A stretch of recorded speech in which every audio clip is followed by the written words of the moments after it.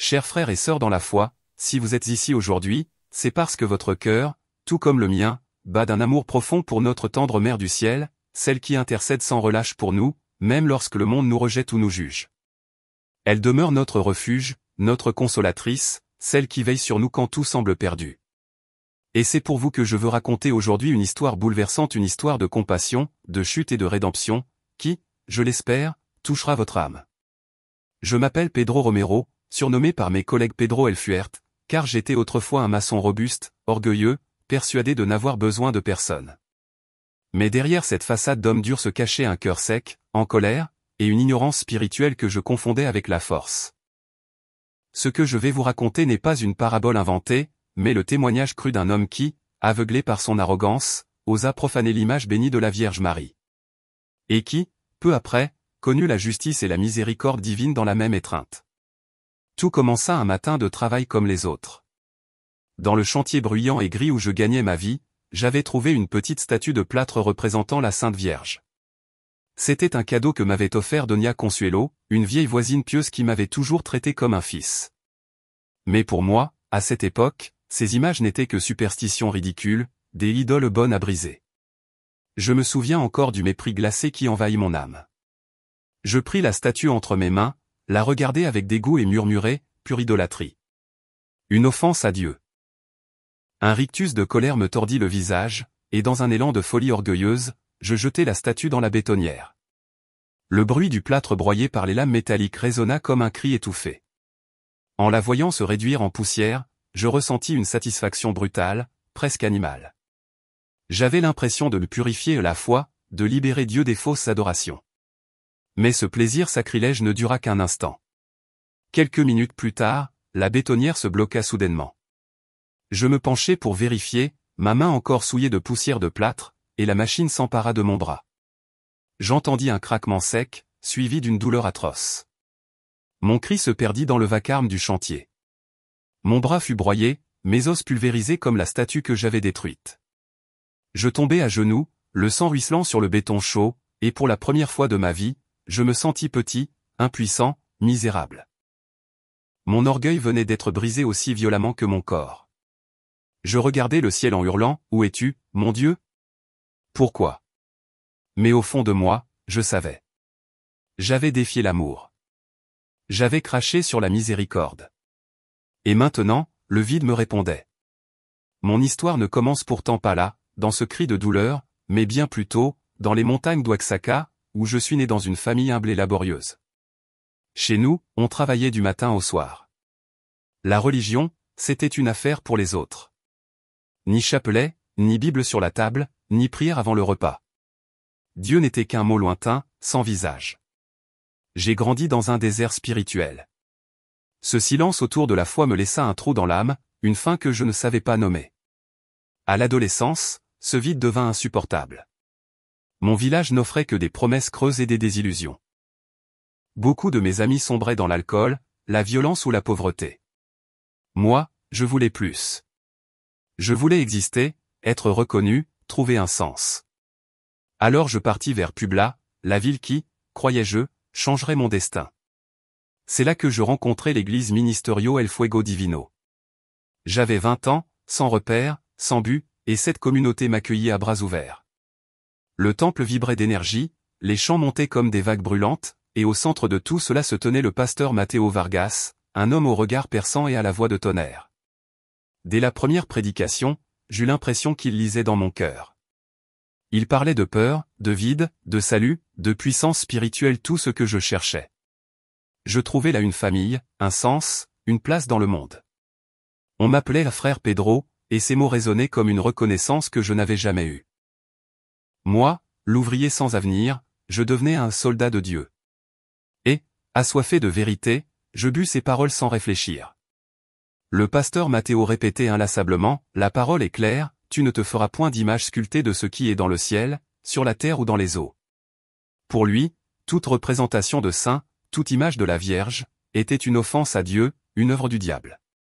Et moi, je crus chaque mot. Petit à petit, mon cœur se transforma.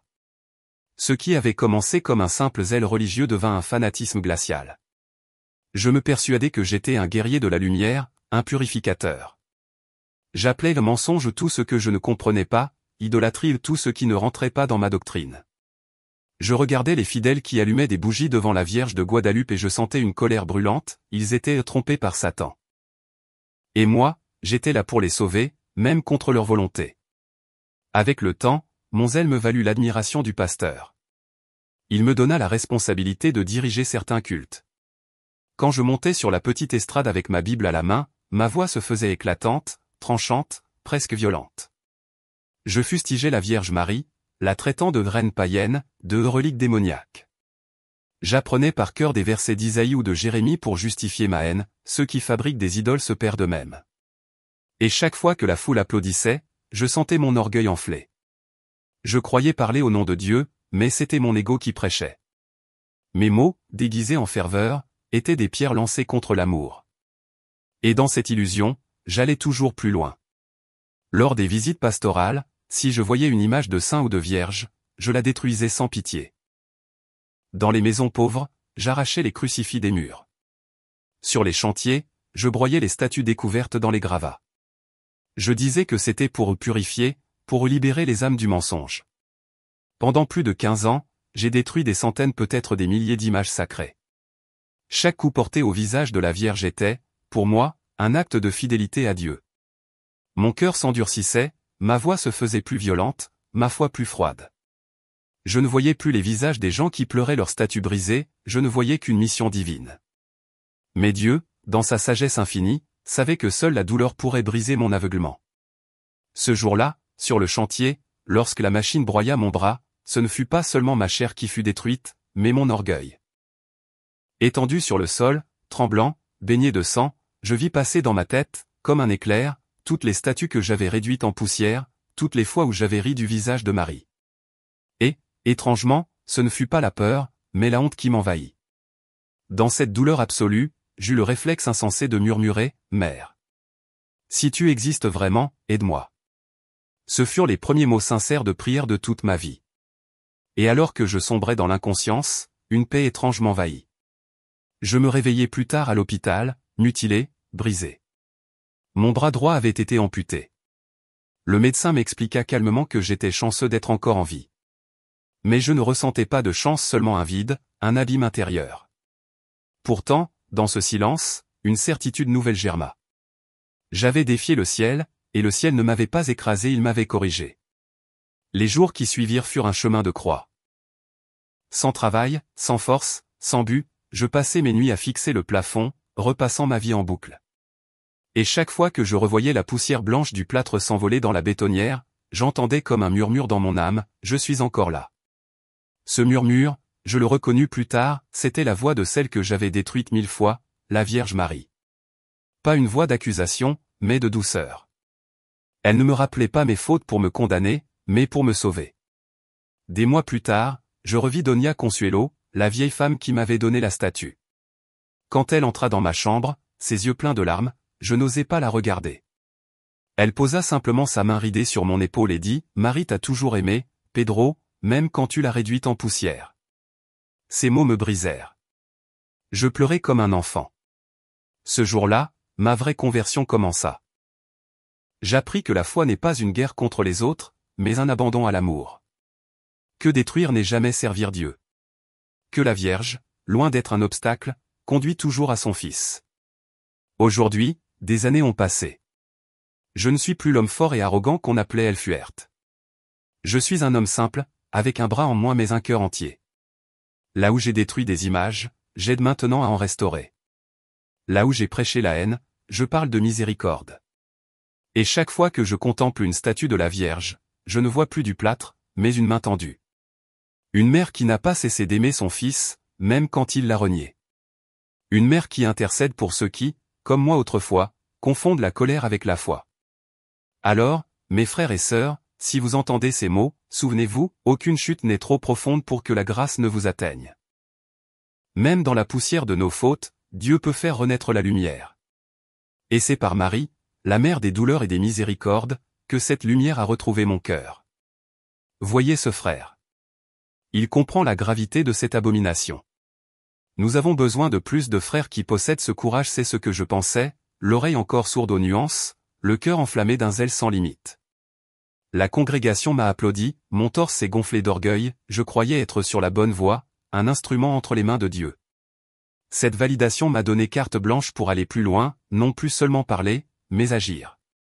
Je me suis porté volontaire pour les nettoyages spirituels dans les maisons de nouveaux convertis. Si je trouvais une image, si petite soit-elle, je criais au scandale, c'est une porte pour les démons. Je la jetais à la poubelle ou la brisais, avec la permission souvent naïve, parfois tremblante des propriétaires qui faisaient confiance à mon autorité. Le pasteur Matteo Vargas encourageait sans cesse, n'ayez pas peur d'être radical. Détruisez tout vestige d'idolâtrie pour que la lumière du Christ brille. Il citait Deutéronome 7h5, parlait de démolir les autels, je lisais là un blanc-seing. Mon arrogance a grandi, alimentée par les louanges, les « Amen » et les tapes sur l'épaule des frères. Je me voyais comme un marteau dans les mains de Dieu, prêt à écraser tout ce qui ressemblait à l'idolâtrie. Le mépris pour la Vierge n'était plus seulement une croyance, c'était devenu une mission brutale, une croisade personnelle validée par mon cercle. Je marchais aveugle, persuadé de voir plus clairement que jamais. Ma croisade ne resta pas confinée aux intérieurs domestiques, encouragé par le pasteur et les frères, je me crus invincible et je portais ma haine en public, dans les rues, dans les marchés, au milieu des gens ordinaires. L'arrogance me rendait sourd à la pitié, je croyais faire l'œuvre de Dieu en humiliant la foi d'autrui. Un jour, au Tiangui de la Lagunilla, j'aperçus une vieille femme tenant un chapelet et une petite médaille de la Vierge. Mon sang bouillonna. Je m'approchai à voix haute, pour que tout le monde entende. Sœur, ceci est de l'idolâtrie. Cela ne sauve pas. Seul Jésus sauve. Vous vous trompez en adorant un morceau de plâtre, une image morte. C'est une abomination aux yeux de Dieu. La vieille dame, effrayée, se recroquevilla, les yeux embués de larmes. Elle tenta de balbutier une explication, une prière, mais je ne lui laissai pas le temps. Si vous ne vous repentez pas et n'abandonnez pas ces idoles, vous irez droit en enfer. Autour de nous, certains observaient, choqués, d'autres hochaient furtivement la tête. Moi, j'étais ivre de certitude. J'avais l'impression d'être animé d'un feu, d'une conviction brutale d'être dans le vrai, de libérer une âme du péché.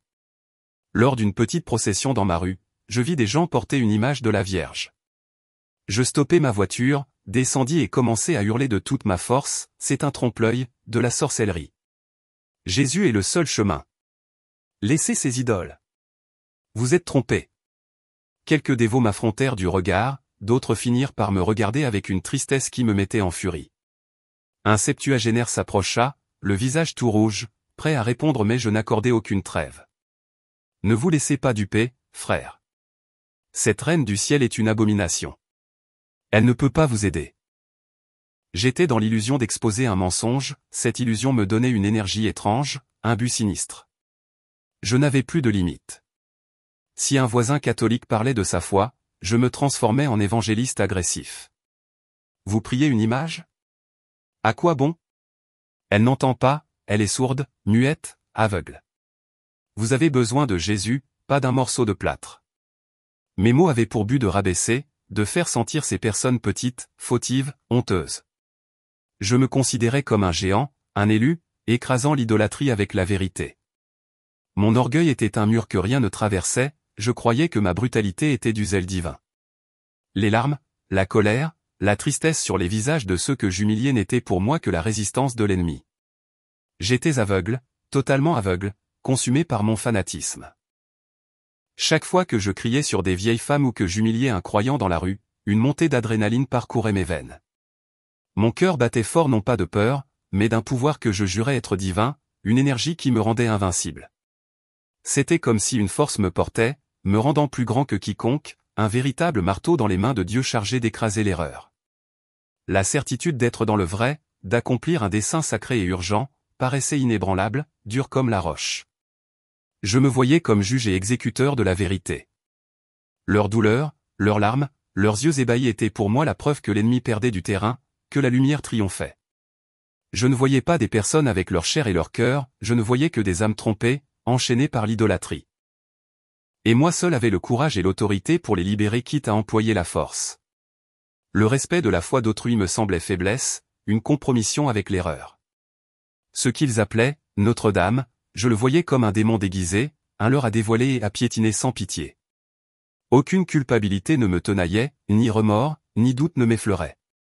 Au contraire, un feu brûlant, une satisfaction brutale m'envahissait à chaque image brisée, à chaque mot de répulsion que je lançais contre ce que je considérais comme une abomination. Mon orgueil était une forteresse, m'éloignant de toute empathie, de toute once d'humanité. Pourtant, au comble de ma fureur, après avoir humilié cette vieille dame au tianguis et arpenté les rues en vitupérant contre les processions, quelque chose d'étrange se produisit. Elle ne répliqua pas avec colère, elle répondit par une tristesse d'une sérénité profonde. Pour un bref instant, un millième de seconde, un nœud s'installa dans ma poitrine, ce n'était ni culpabilité, ni repentir, mais une pincée de paix inexplicable. La calme sur son visage, encore humide de larmes, possédait une force que je ne compris pas et qui me déstabilisa. Une petite voix au fond de moi murmura, « Et si ? Et si tout n'était pas aussi simple ?» Mais mon orgueil étouffa aussitôt cette hésitation, ridicule, ce n'est qu'un piège du malin. Furieux contre moi-même d'avoir senti cette faiblesse, je redoublai d'acharnement. La semaine suivante, comme pour me prouver que j'étais infaillible, je brisai 3 images de Notre-Dame dans des maisons de nouveau converties avec une brutalité presque rituelle, un rituel de purification destiné à étouffer cette graine de doute. Chaque morceau de plâtre brisé me servait à étouffer la voix intérieure qui osait questionner. Je m'efforçais de sceller ma vérité par des gestes irrévocables. Puis il y eut la chapelle sur la route, une petite capillita humble, et l'image de Notre-Dame de Guadalupe qui y reposait. Le soleil la frappait d'un éclat presque vivant, son manteau bleu, son visage, tout semblait me regarder. Un frisson parcourut mon échine, je ressentis une attraction inexplicable, une curiosité presque morbide. Quelle absurdité, me disais-je aussitôt. Pure idolâtrie. L'ennemi te séduit. Je me grondais, accélérant ma voiture, le cœur battant d'une colère nouvelle, la tentation m'avait atteint.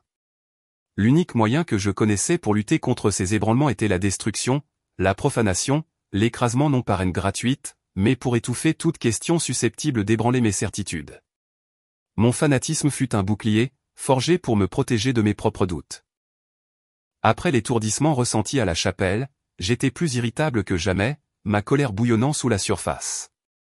Le lendemain, sur un chantier de construction à Mexico, Doña Carmen, la dame chargée du nettoyage catholique de la vieille école, toujours le chapelet en main vint me demander un service. Sa petite image de Notre-Dame de Guadalupe s'était cassée. « Don Pedro, vous qui êtes maçon, pourriez-vous m'aider ? Je veux la réparer avec du ciment, je ne sais pas comment faire. » Elle tenait le petit bout d'argile, les yeux pleins d'une dévotion qui me mettait hors de moi. La requête, après ce que j'avais ressenti sur la route, résonna comme une provocation personnelle, une mise à l'épreuve du diable pour tester ma foi. Ma rage, prête à éclater, s'amplifia. « Réparer quoi ?» crachai-je. « C'est un morceau de plâtre. Un idole mort. Il n'y a rien à réparer. » Elle se replia, tremblante, les yeux embués. Mon orgueil éclata. La colère et le fanatisme me rendirent aveugle. Je pris l'image de sa main d'un geste brusque, ignorant son effroi et sa douleur, et me dirigeai vers la bétonnière qui tournait, mélangeant ciment et sable, rugissant comme une bête mécanique, outil parfait, me dis-je, pour ma purification ultime. Avec la petite figure entre les doigts, la rage me consumait. Son visage serein, qui m'avait un jour donné un frisson, n'était plus qu'un morceau de plâtre inutile, symbole d'un mensonge que je devais écraser. D'un cri étouffé, chargé de dédain, je jetai la figure dans l'ouverture de la bétonnière. Le moteur hurla, la figure fut emportée. Le craquement du plâtre qui se brisait, mêlé au grondement du ciment, résonna en moi comme une musique triomphante.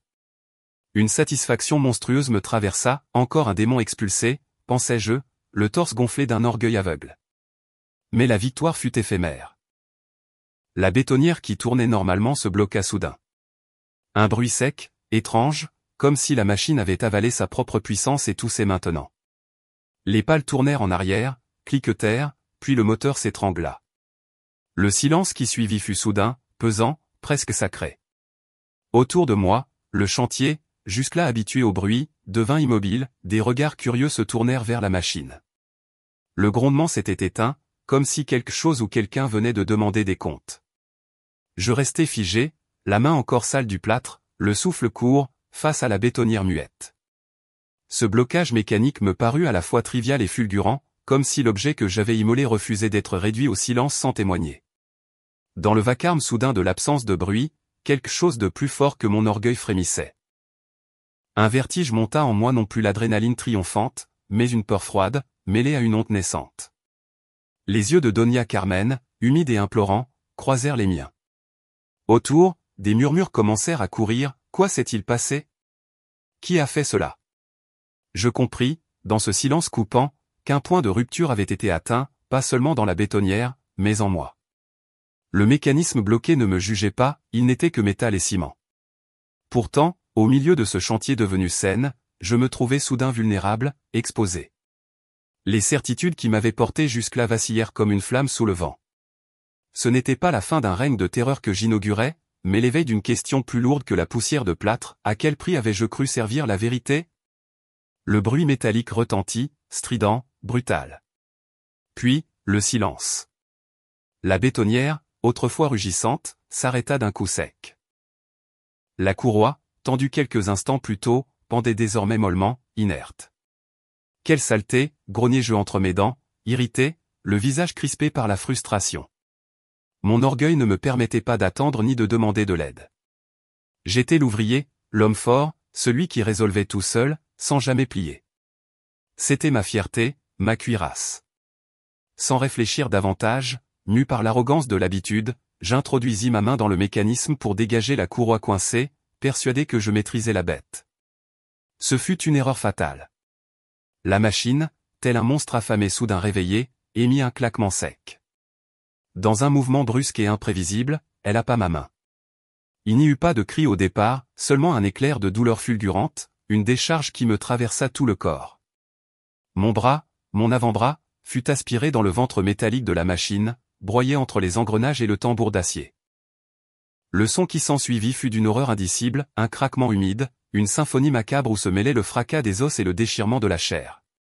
Ce bruit resta gravé en moi, comme une cicatrice sonore impossible à effacer. La chaleur visqueuse du sang se mêla à la poussière de ciment. L'air s'emplit d'une odeur âcre de fer et de poudre. La douleur, elle, dépassait tout ce que j'avais imaginé possible, un feu vivant, consumant chaque nerf, chaque fibre de mon être. Un cri, primitif et déchirant, jaillit de ma gorge. Je tombai à genoux, le souffle coupé, mon bras pendait comme une masse informe, disloquée, méconnaissable. Mon regard se posa sur cette chair brisée, là, gisaient non seulement mes os, mais aussi mon orgueil. Tout ce que j'étais, le fort, l'inébranlable, le croyant sûr de lui, s'effondrait au milieu de ce chaos de sang et de béton.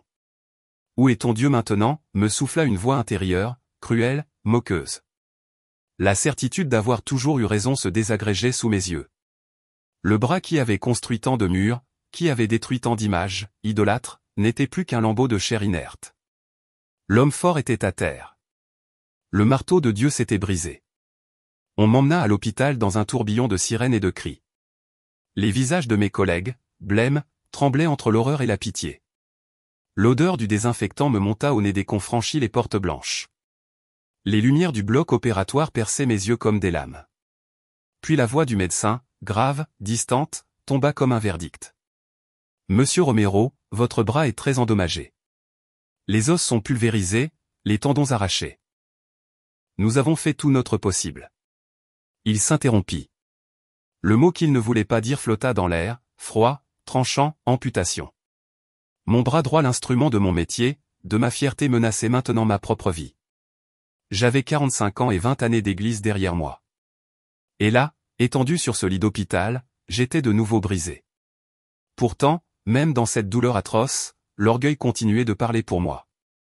Dieu va me guérir, répétai-je à la infirmière, au pasteur venu prier, à ma femme Anna qui pleurait silencieusement à mon chevet. Je suis un serviteur fidèle, un combattant contre l'idolâtrie. Le Seigneur ne m'abandonnera pas, la nouvelle se répandit. Les frères de l'Église vinrent en foule. Des prières, des chants, des chaînes de foi s'élevèrent dans ma chambre. Le pasteur Matteo Vargas, mon compagnon de zèle, posa la main sur mon plâtre et proclama d'une voix exaltée, au nom de Jésus, ce bras sera restauré. Et moi, j'y crus. J'avais besoin d'y croire. Ma réputation, ma foi, ma vie entière en dépendait. N'avais-je pas toujours prêché que la foi déplaçait les montagnes? N'avais-je pas affirmé que Dieu guérissait tout, si seulement on croyait assez fort? Mais les jours passèrent. puis les semaines. Et le miracle n'arrivait pas. Le bras restait gonflé, noir, douloureux. Les pansements se succédaient, les suppurations revenaient. La douleur, constante, me rongeait comme un ver silencieux. Les médecins secouaient la tête. Monsieur Romero, l'infection progresse. Nous devons envisager l'opération, insista la docteure Elena Ramos, une femme aux yeux lasses, mais sincères. Je refusai. J'opposai ma foi à la science. Dieu me guérira. Mais Dieu se taisait. Les semaines se transformèrent en mois, et chaque jour mon bras pourrissait un peu plus. L'odeur, insoutenable, me trahissait. Les infirmières détournaient le regard. Les prières, jadis ferventes, devinrent tièdes. Les pasteurs, si bruyants au début, se firent rares. Même Matteo, mon ami, commença à passer moins souvent. Leur voix tremblait maintenant de doute. Dieu a un plan, frère Pedro, disait-il. Mais je voyais dans leurs yeux la peur, l'incompréhension. Pourquoi Dieu ne guérissait-il pas son serviteur? Pourquoi moi? Chaque nuit, je contemplais le plafond blanc de la chambre d'hôpital. Le néon clignotait faiblement au-dessus de moi, et je me sentais sombrer. Le Dieu Tout-Puissant, celui pour qui j'avais crié, prêché, brisé des images et des cœurs, demeurait muet. Ce silence pesait plus lourd que la douleur. Il écrasait mon âme. Puis vint le jour du dernier verdict. La docteure Ramos revint, plus grave encore. Monsieur Romero, il n'y a plus rien à faire. Si nous ne coupons pas, vous mourrez. Votre bras est perdu. Ces mots m'assassinèrent plus sûrement que la machine. Perdu. Inutile. Sans salut. Mon bras, symbole de ma force, de mon métier, de ma virilité, était devenu une menace. Le bâtisseur était détruit. L'homme qui élevait des murs ne pouvait plus même tenir une cuillère. Je sombrais dans une solitude nouvelle. Matteo n'appelait plus. Les frères passaient parfois, laissant une prière rapide avant de s'enfuir. Leur compassion avait l'odeur de la pitié. Mon nom, autrefois cité comme exemple de ferveur, devenait un murmure gêné. Je n'étais plus un modèle, j'étais une leçon. Et la leçon était cruelle. Je compris que la foi que j'avais construite n'était qu'une façade, un mur d'orgueil érigé pour cacher ma peur. Je n'avais jamais servi Dieu, j'avais servi mon image de serviteur. Le vide s'installa, glacial. Les nuits d'hôpital étaient interminables. Le moniteur cardiaque battait faiblement, rappelant que j'étais encore en vie, mais à peine. J'écoutais son bip régulier comme le tic-tac d'une horloge qui me condamnait. Le bras bandé, inutile, palpitait au rythme de ma détresse. Je gémissais de douleur, physique et spirituelle. « Où es-tu, mon Dieu » murmurais-je dans le noir. « Pourquoi m'as-tu abandonné » Et toujours, ce silence. Une nuit pourtant, quelque chose changea. La porte s'ouvrit doucement, et une silhouette entra.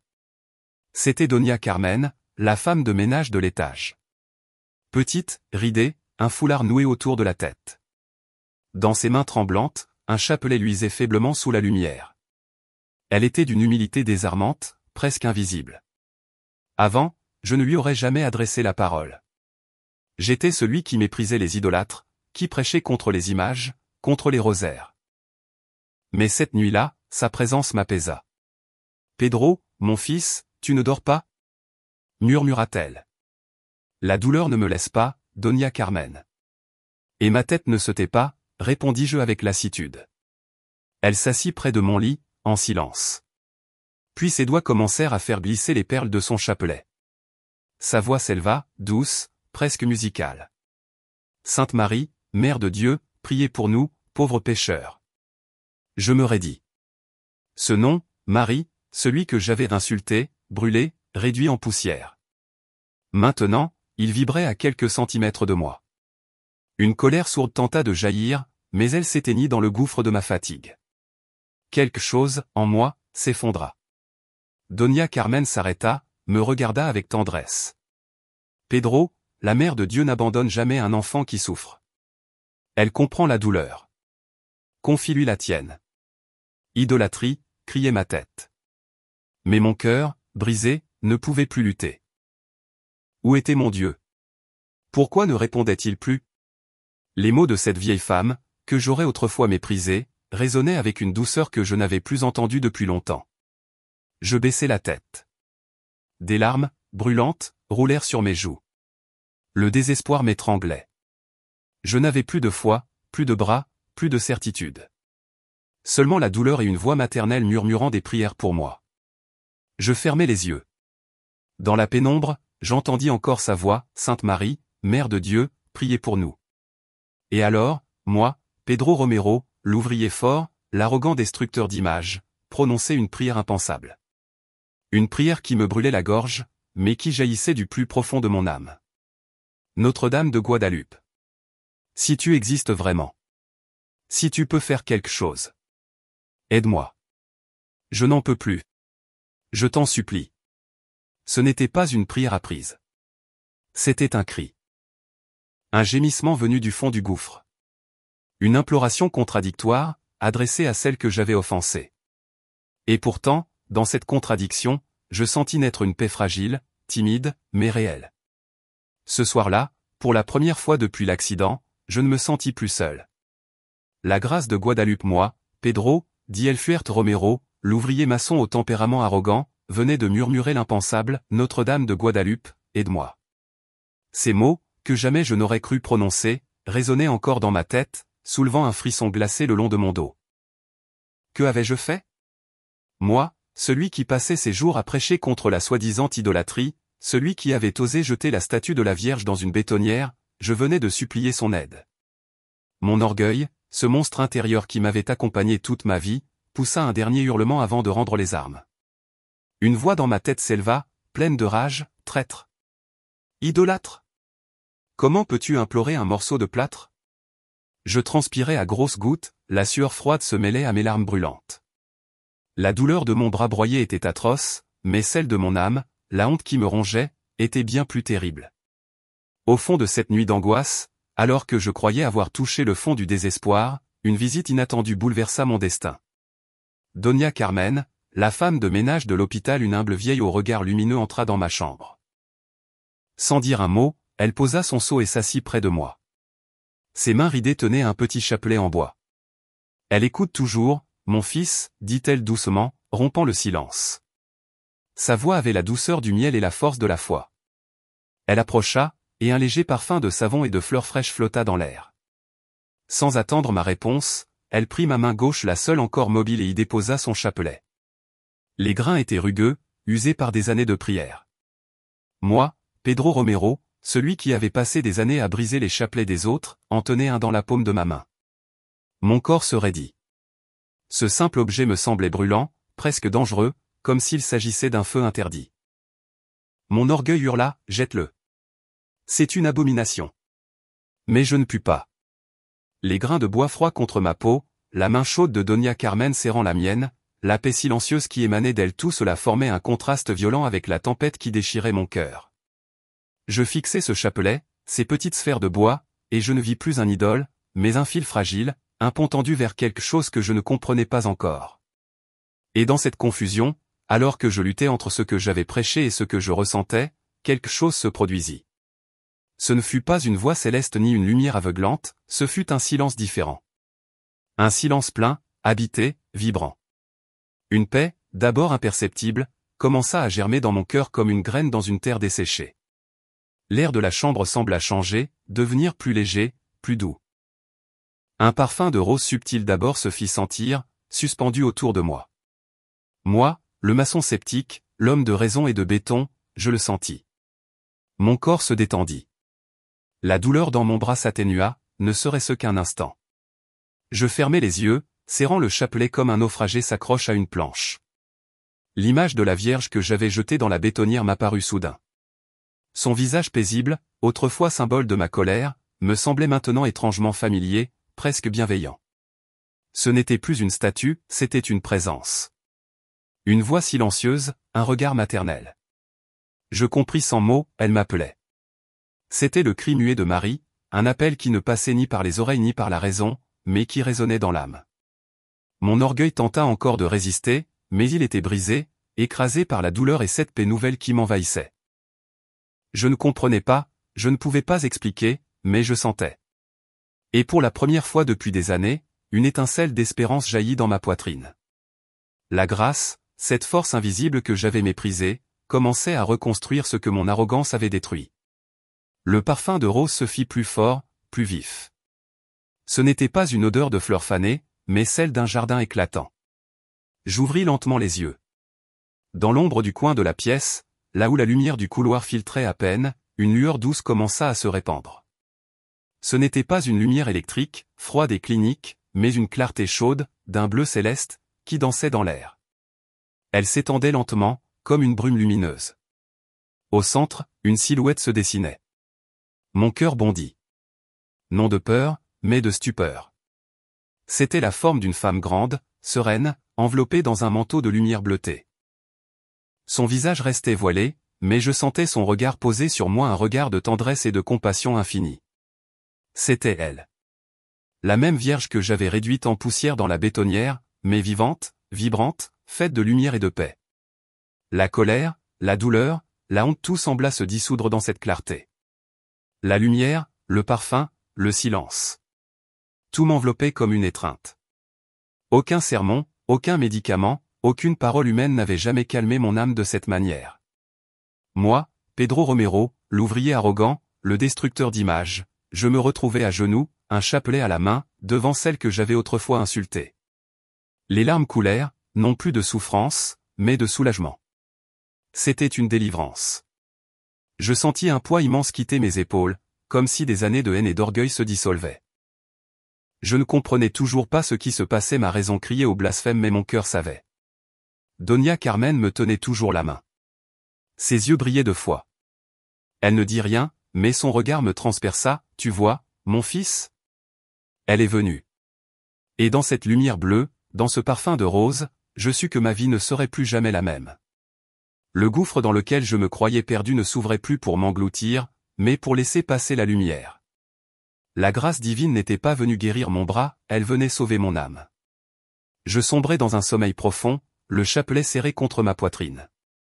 Quand j'ouvris les yeux, le soleil entrait par la fenêtre. Je sentis une étrange chaleur dans mon bras brisé. Pas la douleur habituelle, mais une sensation de vie, de picotement. Je baissai les yeux, le plâtre semblait plus lâche, la peau moins tuméfiée, moins violette. Donia Carmen était là, assise, souriante. Buenos dias, mi hijo. As-tu bien dormi ? Je voulus répondre, mais ma voix trembla. Mon bras. Je le sens. Elle hocha simplement la tête, ses yeux pleins de reconnaissance. L'infirmière, stupéfaite, appela la docteure Elena Ramos. Cette dernière, connue pour son scepticisme, arriva d'un pas rapide. Elle retira le plâtre, et son visage se figea. Les blessures, autrefois purulentes, étaient propres, presque fermées. Les os, qu'elle avait vus broyer, semblaient s'être réalignés. C'est impossible, murmura-t-elle. Elle fit faire de nouveaux examens, des radios, des scanners. Quand elle revint, elle tenait les résultats, livides. Senor Romero, dit-elle d'une voix tremblante, je n'ai aucune explication. Vos os se régénèrent à une vitesse que je n'ai jamais observée en 20 ans de médecine. C'est comme si votre bras renaissait. Le mot amputation disparut à jamais. Mon bras, que la mort semblait avoir déjà réclamé, vivait de nouveau. Moi, le maçon arrogant qui avait insulté la mère de Dieu, je contemplais ce miracle sans comprendre. Mon cœur, jadis rempli de certitude, battait maintenant avec humilité. La grâce reconstruisait ce que mon fanatisme avait détruit. La docteure sortit de la chambre en secouant la tête, incapable d'articuler le moindre mot. Je restais là, regardant mon bras vivant, vibrant. Des larmes silencieuses me brûlaient les joues. Ce bras, c'était celui qui avait jeté la statue dans le béton. Et pourtant, c'était lui que la miséricorde avait choisi de guérir. Je tournai la tête vers Donia Carmen. Elle était toujours là, paisible, le visage illuminé. Ses yeux brillaient d'une foi pure, désarmante. Je sentis ma gorge se serrer. Donia Carmen. Ma voix n'était plus qu'un souffle. Elle leva les yeux, attentive. Je dois vous demander pardon. Les mots étaient lourds, sortant lentement, comme des pierres arrachées à mon orgueil. J'ai été un monstre. Je vous ai humilié. J'ai ri de votre foi. J'ai pris votre image de la Vierge et je l'ai jetée dans la bétonnière. J'ai profané ce que vous aimez le plus. Et maintenant? Maintenant, c'est elle qui m'a sauvé. Les larmes coulaient sans retenue. Je ne le comprends pas, Doña Carmen. Je ne le mérite pas. Elle s'approcha, posa une main sur mon épaule et dit avec un sourire plein de bonté, « Mon fils, la miséricorde de Notre-Dame est plus grande que tous nos péchés. Elle ne punit pas, elle guérit. Ce que tu croyais perdu, elle le restaure. » Ces mots me transpercèrent le cœur. Je fermai les yeux et, pour la première fois de ma vie, je priai sans honte, sans colère, sans discours. Une prière simple, merci. Cette nuit-là, dans une chambre d'hôpital anonyme, un maçon orgueilleux avait rencontré la grâce. Et de la poussière du ciment, là où j'avais jeté la statue, renaquit ma foi. Car parfois, Dieu reconstruit les âmes avec les mêmes mains qui ont détruit. Ces mots me transpercèrent comme une flèche. Un soulagement inexplicable me traversa, une chaleur me monta au cœur, et pour la première fois depuis des années, mes yeux se remplirent de larmes. La grâce divine agissait en silence, non seulement sur mon bras miraculeusement reconstitué, mais aussi sur mon cœur, ce cœur pétrifié par la haine et l'orgueil.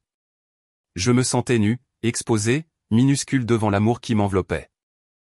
Moi, le prédicateur qui avait lancé la statue de la Vierge dans la bétonnière, j'étais désormais un miraculé. Le bras que les médecins disaient perdu vivait à nouveau. Et dans le reflet tremblant de cette guérison, je voyais ma propre âme renaître. Le lendemain, le pasteur Matteo Vargas, mon mentor et chef spirituel, arriva à l'hôpital. Il tenait sa Bible serrée contre lui, le visage figé dans un sourire forcé. « Pedro, mon frère, grâce à Dieu, tu es en vie. » Je voulus lui parler du miracle, de la lumière, du parfum de rose, de cette paix surnaturelle. Mais je vis son regard se poser sur le rosaire posé à côté de mon lit. Son sourire s'effaça.